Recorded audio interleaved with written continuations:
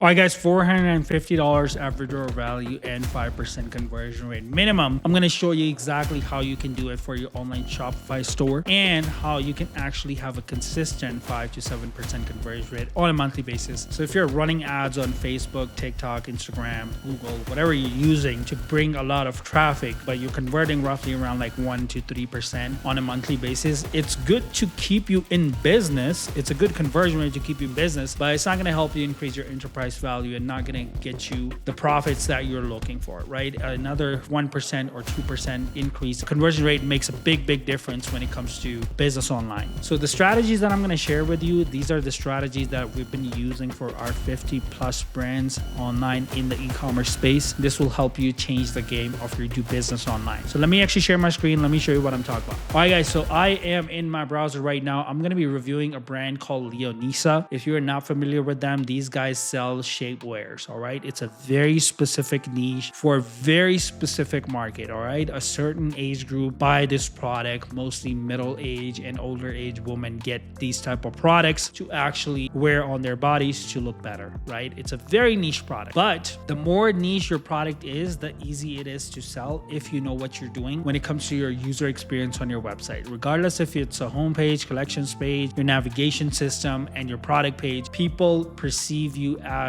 if they perceive you as a premium brand, they're gonna pay the most premium price possible in the whole marketplace. That's what we do. So this product is cost $50 on this website. You can go on Amazon and you can buy the same exact product for like $10, $15 from other sellers. But Leonisa, it's a multi-billion-dollar company, and they have multiple categories of men, female, medical. They have some other brands as well that they work under with. And the way that they actually became a behemoth is selling the most amount of money for their products and giving the best user experience possible on their product pages. So if you see on the left side, I'm going to show you the thumbnails first, and then we're going to jump on the right side, which is just the buy box area and what type of offers they're doing on their product pages in order to increase their average order value, how you can get as a brand owner up to like 5% on a monthly basis. So first thing first, when it comes to thumbnails, we use infographic thumbnails. I would suggest using thumbnails that are infographic where you can educate consumer around what the product is. I always talk about this in my videos. If you see right here, this is a zoomed in picture. It says the triangle mesh cutouts for flexibility. They're talking about natural butt lift and how the product is invisible or undetectable under clothes, so you don't get nervous or like you don't get embarrassed if people find out like that you're wearing this stuff.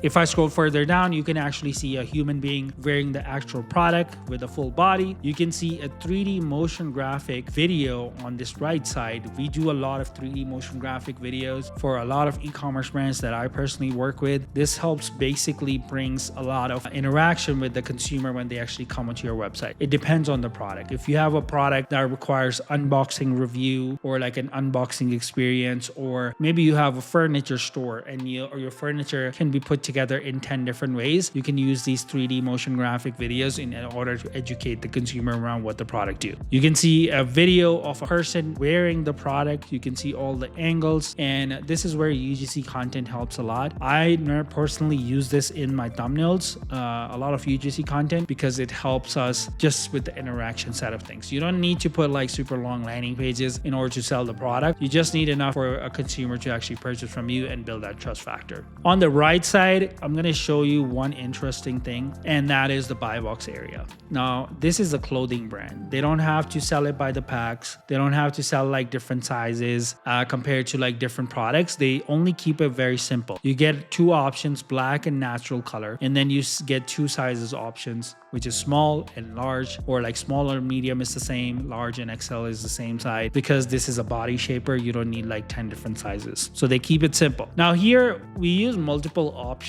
So we can say like delivery in 2 to 5 business days. We can say ship by tomorrow. We can say something along the lines where we can talk about like ready to ship, free 30-day money back guarantee, 60-day money back guarantee, just to build them trust factor. And this is where you can actually increase your average order value. Normally, I don't do more than 1 or 2 products on my product pages where we showcase products that is related with the main product. If somebody's purchasing the shorts that is a body shaper, they might be interested in purchasing an upsell as well for the same exact product, but it's just not shorts. It's basically a pajama style. right, in different color or maybe the same color, right? This is where upsells becomes very interactive. 99 of the e-commerce stores owner, they will just use like plugins here, and plugins normally pick whatever products the plugin thinks that, okay, this is the correct product, but it's not a personalized experience. So you need to be very careful with the add-ons. Now, let me show you an interesting part, which is the UGC content. This is pretty common nowadays. You will see that in every other store, but how personalized it is makes a big difference of how people are going to purchase from your product pages. All right. So videos, Instagram videos, before and afters, you can use it in your sliders. And with the Leonisa, what they do is they give you an opportunity to upload your video as well for a $5 or $10 gift card in return. So if you're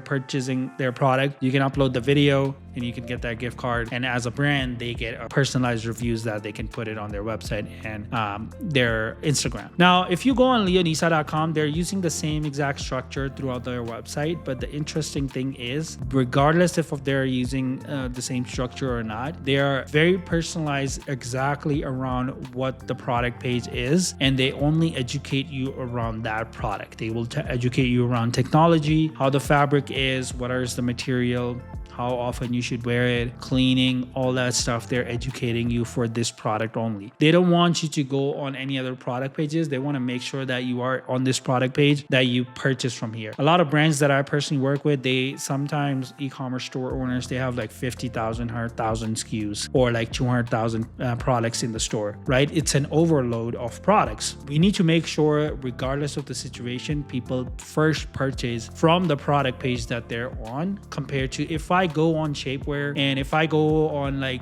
a lot of different product pages, I'm gonna get confused and I'm gonna eventually bounce and I'm not gonna purchase anything. So you need to make sure when people are on the product page, they're purchasing from you. All right, guys. So if you're struggling with design, development, strategy, user experience, conversion rate, average order value, everything is mess for your e-commerce business. You're converting anywhere from like 1 to 3%. You're running ads and you're like, man, I cannot get past this conversion rate and I cannot figure out how to do it. You can always contact me. My calendar link is in the description below. I'm happy to help you. And as always, I'll see you in the next video. Goodbye.